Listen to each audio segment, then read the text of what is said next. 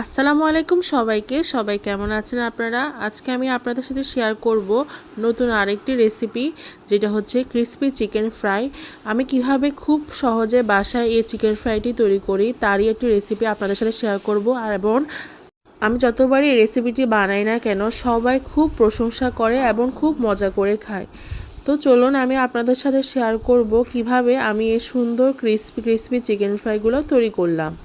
শুরুতে আমি 1 KG poultry মুরগি নিয়েছি, সাথে দিচ্ছি 2 চামচ রসুন বাটা। এরপর আমি দিচ্ছি 1 চামচ আদা বাটা। এরপর দিচ্ছি 1 চামচ মরিচের গুঁড়া, যে যার পরিমাণ মতো ঝাল অনুযায়ী ব্যবহার করি। 1 চামচ ধনিয়ার গুঁড়া।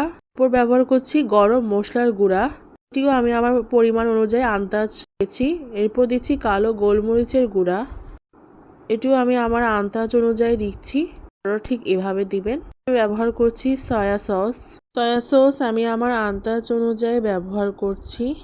এরপর দিব লবণ। যেহেতু সয়া সসে আগে থেকে লবণ থাকে, তা আমি এখানে লবণের পরিমাণটা একটু অল্প করে দিলাম। এখন খুব সুন্দর করে মুরগিটিকে আমি ম্যারিনেট করব, মশলাগুলো যাতে প্রত্যেকটি মাংসের মধ্যে লাগে ঠিক সেমভাবে আমি পুরোপুরিভাবে এটাকে ম্যারিনেট করার পরে 2 ঘন্টার জন্য বাইরে রেখে দিব। এরপর আমি আরেকটি পাত্রে 2 কাপ পরিমাণের ময়দা নিয়ে নিচ্ছি। এটি মূলত ব্যবহার হবে চিকেন ফ্রাই কোটিংয়ের জন্য। এখন দিয়েছি 1 চামচ লবণ, 1 চামচ মরিচের গুঁড়া। লবণ দেওয়ার পর আমি সুন্দর মতো ময়দার সাথে এটি মিক্স করে নিব। এরপর আমি ব্যবহার করছি কর্নফ্লাওয়ারও দিব 2 চামচ পরিমাণের। কর্নফ্লাওয়ার মূলত ব্যবহার করছি যাতে চিকেন ফ্রাইটি ক্রিস্পি হয়। এবং এখানে আমি যে মরিচের গুঁড়ো ব্যবহার করেছি, আপনারা চাইলে এটা স্কিপও করতে পারেন যদি কারো ঝাল খেতে অসুবিধা হয়। আমরা ঝাল খেতে পছন্দ করি, একটু ঝাল চিকেন ফ্রাই রাখার জন্যই মূলত এখানে আমি 1 চামচ পরিমাণে মরিচ ব্যবহার করেছি। আমি ম্যারিনেট করা মুরগিগুলোকে বের করে আনবো এবং সাথে ময়দার সাথে যে মিক্সচারটা আমার করেছিলাম, এটা মূলত কোটিংয়ের জন্য। এখন আমি সুন্দর মতো ময়দার সাথে চিকেনটাকে গড়িয়ে নেব, খুব ভালোভাবে চেপে যাতে ময়দাগুলা চিকেনের সাথে লেগে থাকে ঠিকভাবে। ভালো মতো কোটিং করার পরে আমি যে গুঁড়া ছিল সেগুলা হচ্ছে একটু ঝেড়ে নিচ্ছি।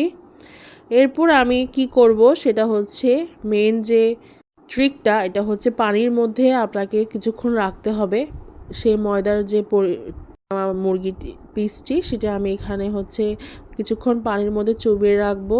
ঠিক সেমভাবে বাকিগুলো আমি এভাবে কোটিং করে নিচ্ছি এবং সুন্দর মতো পানির মধ্যে রেখে দিব।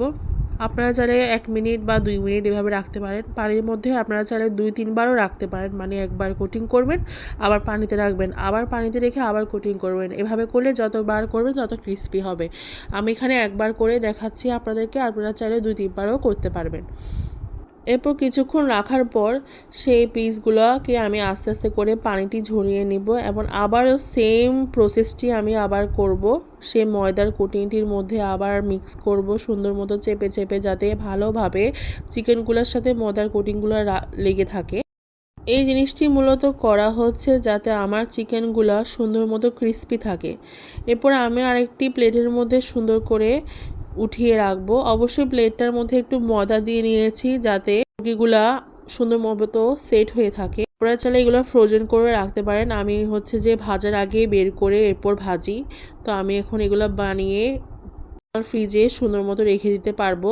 যখন আপনারা ভাজবেন এর কিছুক্ষণ আগে নামিয়ে রাখলে বরফটি গলে যাবে এবং আপনারা এভাবে ফ্রোজেন করে রাখতে পারবেন। এখানে আমি প্রত্যেকটা চিকেন সুন্দর মতো কোটিং করে নিয়েছি। এরপর একটা কড়াইতে আমি পরিমাণ মতো তেল দিয়ে নিয়েছি। অবশ্যই তেলটি ডুবো তেল হতে হবে, ডুবো তেলে ভাজতে হবে চিকেন ফ্রাইগুলো। যেহেতু এগুলো ক্রিস্পি চিকেন ফ্রাই, এগুলো ডুবো তেলে না ভাজলে হবে না। অবশ্যই মিডিয়াম আঁচে রাখতে হবে।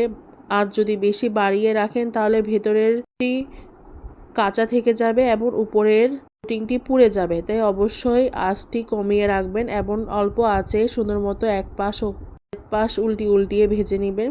আমি এভাবেই 5 থেকে 10 মিনিটের মতো সামনে পিছিয়ে ভেজে নিয়েছি। এখন বাদামি যখন হয়ে আসবে, একটা ব্রাউন কালার চলে আসবে, তখনই আপনি চিকেনগুলো উঠিয়ে নেবেন। দেখবেন খুবই খাস্তা হবে, অনেক বেশি ক্রিস্পি। আওয়াজ শুনলে বুঝতে পারবেন যে চিকেন ফ্রাইটা বাইরে থেকে কতটা ক্রিস্পি হয়েছে এবং ঠিকই একই সাথে অনেক জুসিও হয়েছে।